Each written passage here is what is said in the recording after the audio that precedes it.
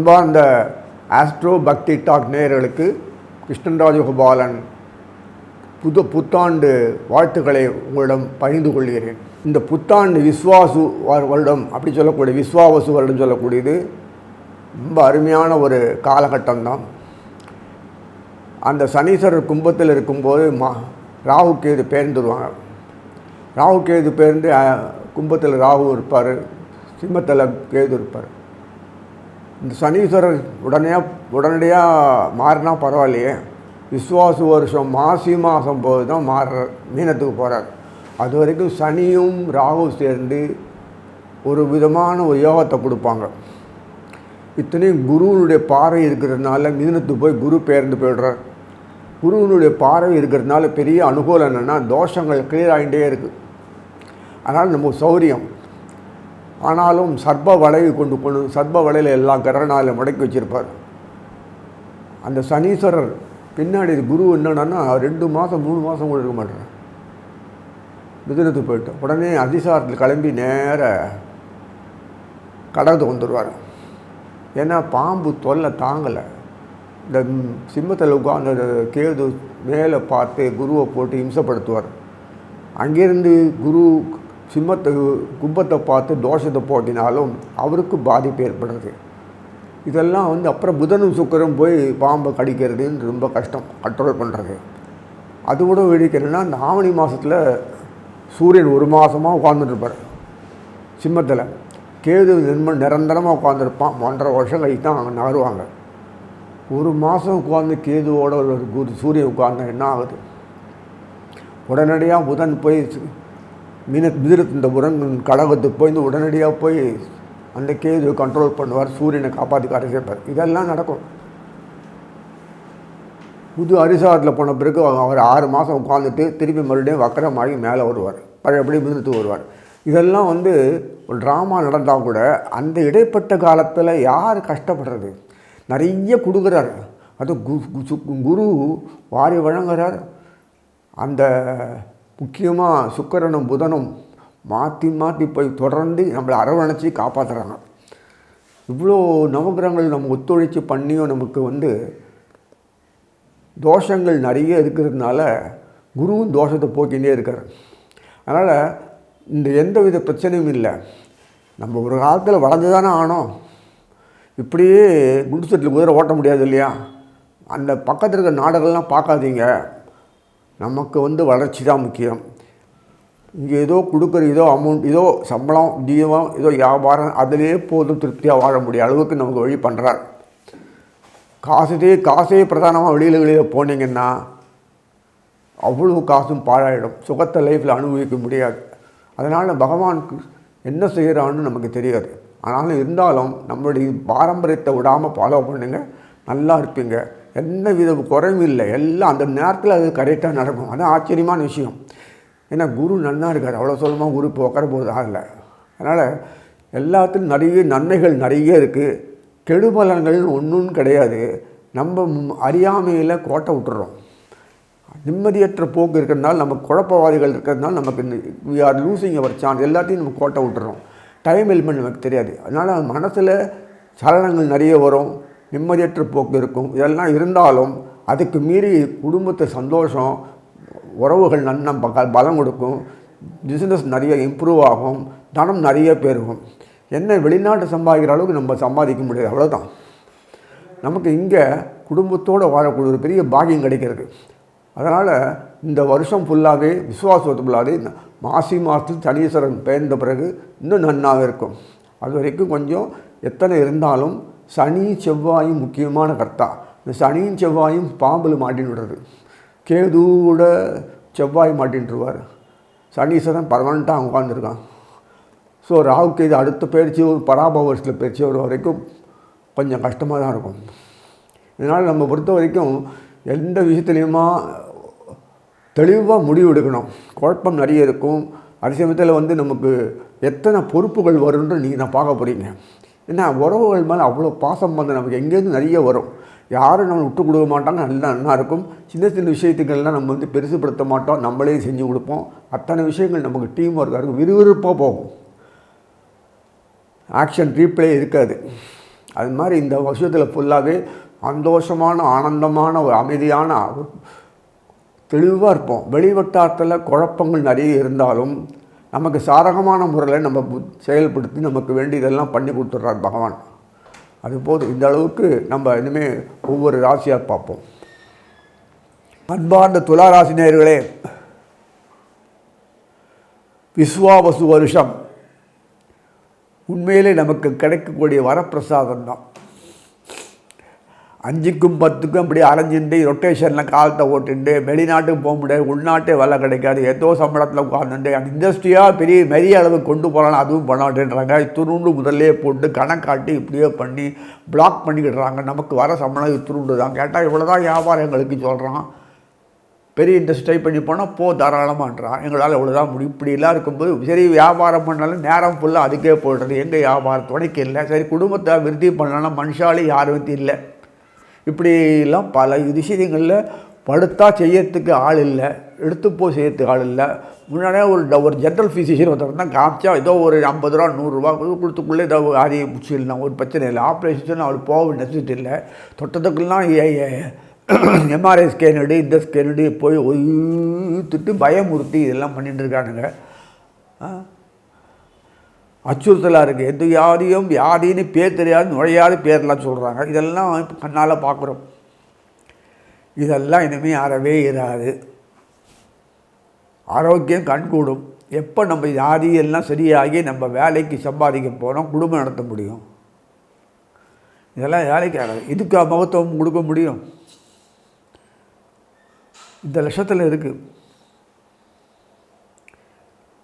நோய்களுக்கும் மருந்து, இந்த உள்ள உருப்படாத இந்த மருந்துகளுக்கும் என்னத்தையோ பண்ணுற விஷயங்களுக்கு எல்லாத்துக்குமே நம்ம அதிகபட்சமாக தலையிட வேண்டியிருக்கு. அதனால் குடும்பத்தில் பொறுத்த வரைக்கும் விருத்திக்கு வரணும். குழந்தைகள் பெத்தின்னாமத்தினம் போகிற விருத்தி வளர்ந்து ஆளாகி நல்லபடியாக கொடுத்தனம் பண்ணி ஒரு குழந்தை பெறத்துக்கு எந்த பாடுபடுறதுங்க. காலத்தில் கல்யாணம் பண்ணணும். இந்த கல்யாணம் இதெல்லாம் வரும்போது கொஞ்சம் வயசெல்லாம் ரிலாக்ஸ் பண்ணணும். மறுபடியும் எதிர்பார்க்குற அளவுக்கு சம்பாதிச்சப்பறம் தான் திருமணம் பண்ணணும்னு நினச்சிங்கன்னா வாழ்க்கை பாழாயிடும். காசு பணம் அதுக்கு தான் குடும்பத்தோடு நிறைய இருக்கணும். குடும்பத்தில் மக்களெல்லாம் பிரியக்கூடாது. ஒத்துமையாக இருக்கிற அளவுக்கு வீடெல்லாம் அந்த அளவுக்கு 2 பெட்ரூம், சிங்கிள் பெட்ரூம், 3 பெட்ரூம்னு பார்த்தான்னா அந்த காலத்தில் இந்த வீடுகளெல்லாம் ஒன்றுமே இல்லை. ஸ்கூல் கிளாஸ் ரூம் மாதிரி எடுத்து ஒன்றும் இதில் கொடுத்தனா எப்படி பண்ண முடியும்? மாடர்ன் டெக்னாலஜி வச்சு என்னமோ அலங்காரம், அதுக்கே பாதி இடம் காலியாகப்படுது. அப்புறம் எங்கே கொடுத்தனம் பண்ணுறது? டிராயிங் ரூம், டிசைன் ரூம், அந்த ரூமு, அது ஒவ்வொரு ரூமுக்கும் பாத்ரூமு, இது போச்சு எல்லாம். வாஸ்து சொல்கிறது வேஸ்ட்டு. வாஸ்து இல்லை, வாஸ்து ஆகிடுது. அதனால் நீங்கள் நினைக்கிற மாதிரி அமைப்புகள்லாம் மாறி இருக்கு. ஏன் அது இப்போ என்ன ஆக போகுதுன்னா, இவ்வளோ சாப்பிட்டோமா துருண்டாக எடுத்து, அப்புறம் துருண்டாக எடுத்து, அப்புறம் கிண்ணமாக எடுத்து, கிண்ணத்தில் ஸ்பூனாக எடுத்து இப்படி சாப்பிட்றான். அது கூட சாப்பிட்டுட்டு மருந்து சாப்பிட வேண்டிய அந்த ஆகாரம் சாப்பிட வேண்டும். இப்படி வந்துடுது. இந்த நிலை மாறுமா? மாறிடுச்சு. இந்த வருஷம் ஃபுல்லாக மாறியாச்சு. தோஷங்கள் நிறைய இருக்கிறது. குருவினுடைய பாறையினால் தோஷம் போயிடுறது. சனீஸ்வரன் தான் தோஷத்துக்கு காரணம். சனியின் செவ்வாயின் தோஷத்துக்கு காரணம்.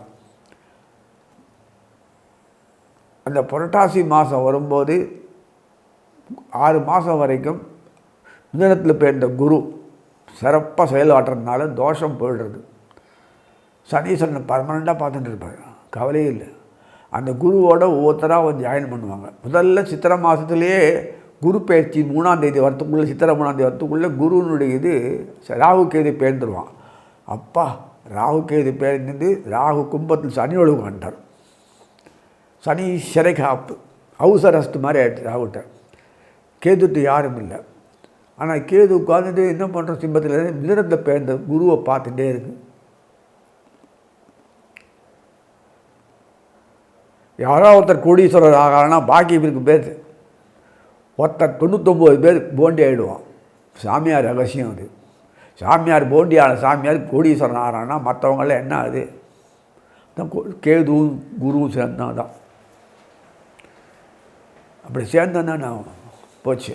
இன்னைக்கு கேது மேல் பார்வையாக பார்க்குறார்.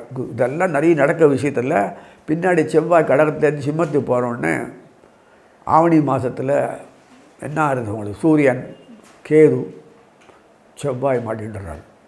உடனடியாக வந்து சுக்கராச்சாரியல் கீழே கடகத்து வர, அது முன்னாடியே புதன் இறங்கி உடனடியே தாண்டி ஆடி மாதத்தில் சூரியன் கடகத்தில் இருப்பார். எல்லோரும் தெரியும். சூரியனோட உட்காந்துட்டு சுக்கராச்சாரியர் இருப்பார், புதன் இருப்பார். சுக்கரன் வந்து சிம்மத்துக்கு போகிறதுக்குள்ள புதன் வந்து மேலே மிதுனத்தில் இருப்பார். உடனடியாக கடகத்து உடனடியாக சுக்கரன் போகிறதுக்கு முன்னாடியே போயாச்சு. சிம்மத்தில் இருக்கிறது கேது அவரை இன்ஸ்ட்ரக்ட் பண்ணி அமைக்கி காப்பாற்றிட்டார். சூரியன்லாம் ஒன்றுமே இல்லை.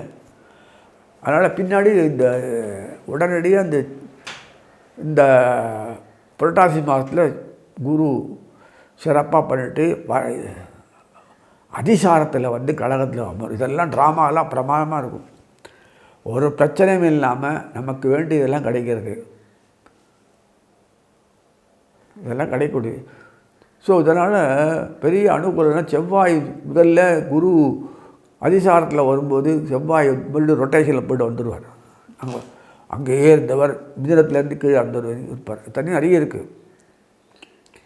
அப்புறம் ஆவணி மாதத்தில் சூரியனோட போய் கேது கூடி நாசமான உடனே புதன் காப்பாற்றுற சுக்கரன் மெதுவாக செவ்வாய் கீழே இறங்கி பின்னாடி உண்மையாக வந்து சிம்மத்தில் வந்திருப்பார். சனியும் செவ்வாயும் சர்மங்களுக்கு இணையாயிடுது. சுக்கரன் புதன் தவிர சர்ப்பங்களை யாரும் கையாள முடியாது. தெரிஞ்ச விஷயம் தானே. அந்த ஒரு காலத்து ஆவணி மாதத்தில் கொஞ்சம் எச்சரிக்கையாக இருக்கணும். மாதம் பரிசையில் சரியாயிடும். ஸோ இந்த ஆவணி மாதம் சொல்லக்கூடியது பொறுத்த வரைக்கும் பார்த்தோன்னா ஆகஸ்ட்டு 17 ஆகஸ்ட் 17 செப்டம்பர் 16 வரைக்கும்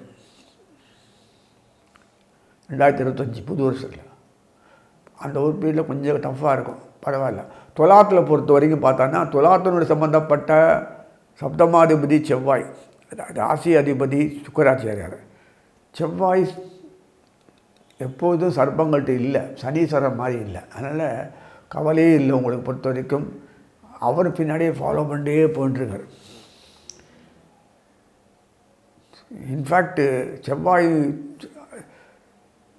சனிக்கு ஒரு பக்கம் சாகுட்டா செவ்வாய் கேதுவோடு இருந்தால் கூட அப்புறம் உடனடியாக புதன் சுக்கரன் மாறின உடனே போயிடுவார். கண்டிக்கு வந்து ஒரு தப்பிச்சாச்சு. இந்த சர்ப்ப வளைவு உடஞ்சி போச்சு.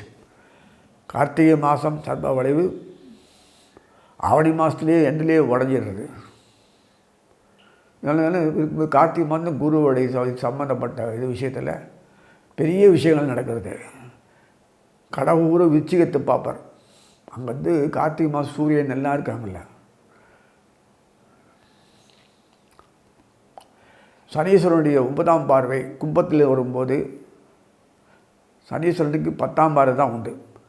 கும்பத்தில் இருக்கும்போது சனீஸ்வரன் க்ளீனாக வந்து பார்க்கக்கூடிய பார்வையெல்லாம் கிடைக்கிறது. விச்சிகத்தை பார்க்கும்போது சூரியன் இருக்கு நல்ல,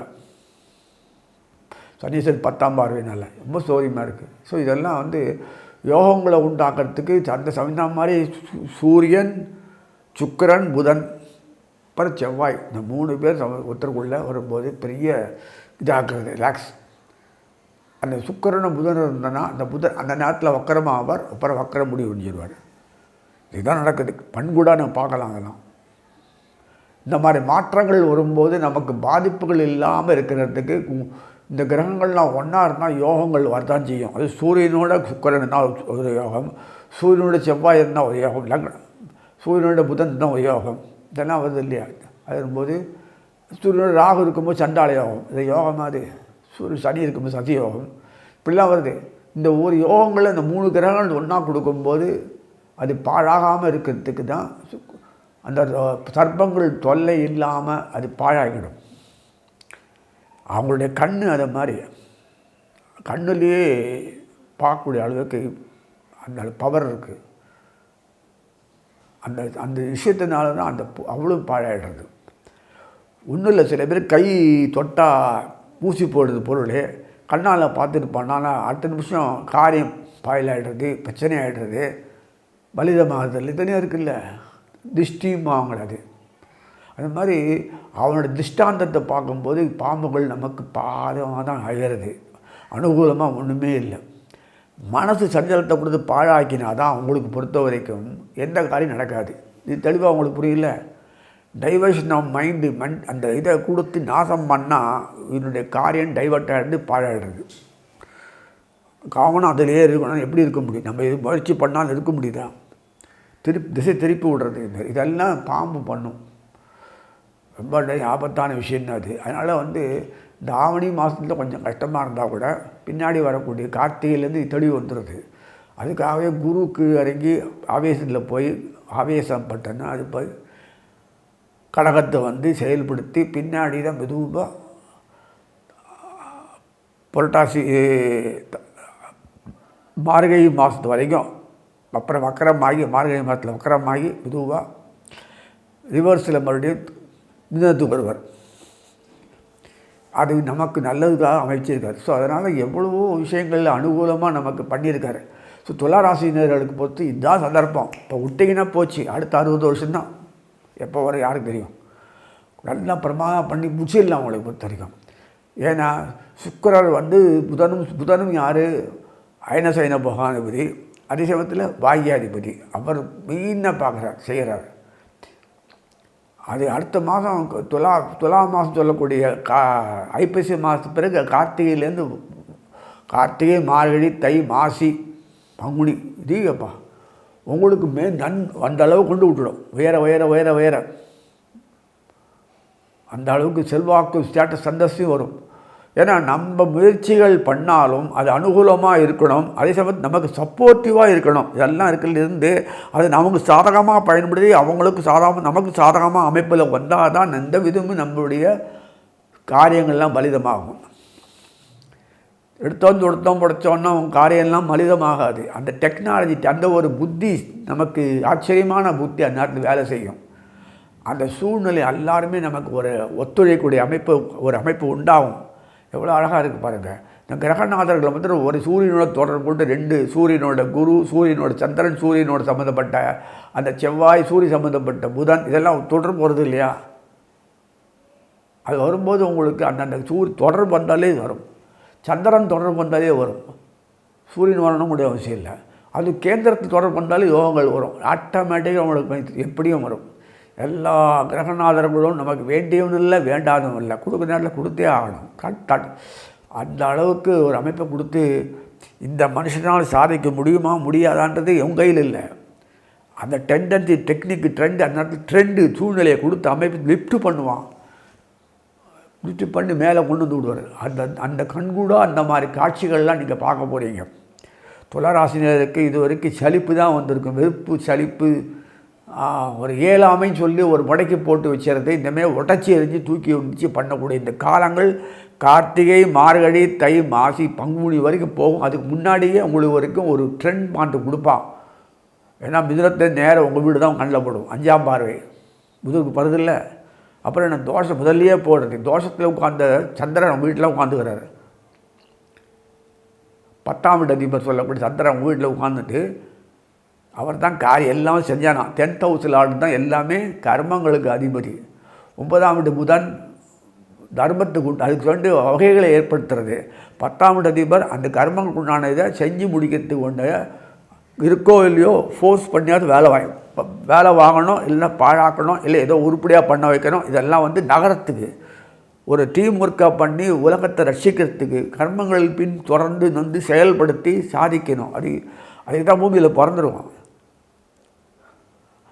அதெல்லாம் ரொம்ப ஆராய்ச்சி பண்ண வேண்டாம். அல்ல இதெல்லாம் பண்ணும்போது நமக்கு குடும்பம் கால் நட்சத்திரம் எல்லாம் நடந்துகிட்டே இருக்கும். டைம் எலிமெண்ட் போதே தெரியாது.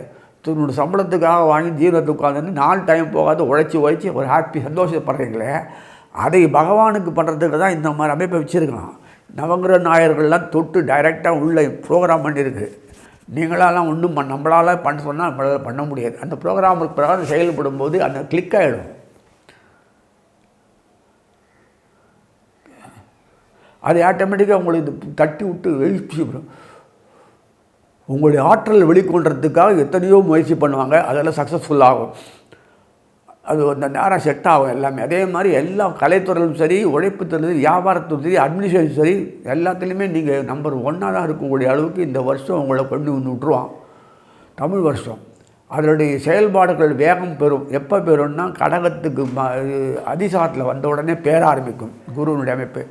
அதனால் அது வரைக்கும் நீங்கள் உங்களுக்கு தோஷம் போயின்ட்டுருக்கு. தோஷம் பண்ணாலும் போதுமே, அந்த இதை மாதிரி அமைப்பில் எல்லாத்துக்குமே உங்களுக்கு ஒரு அனுகூல பாக்கியம்னா அந்த உடம்பில் தெம்பு, மனசில் ஒரு தெம்பு தானி கொடுக்குறான். அதெல்லாம் வந்து கொடுத்து தூத்தி யார் பண்ணுற பிகேன்னு பார்த்தோன்னா உங்களோட சம்மந்தப்பட்ட களத்திரம் சுக்கராச்சாரியா பண்ணுறார், செவ்வாய் பண்ணுறார், களத்திரம் செவ்வாய் பண்ணுறார். ஏன்னா அவரும் போய் சிம்ம மாதத்தில் மாட்டின்றார்ல, சிம்ம மாதம் சொல்லக்கூடியது ஆவணியில்.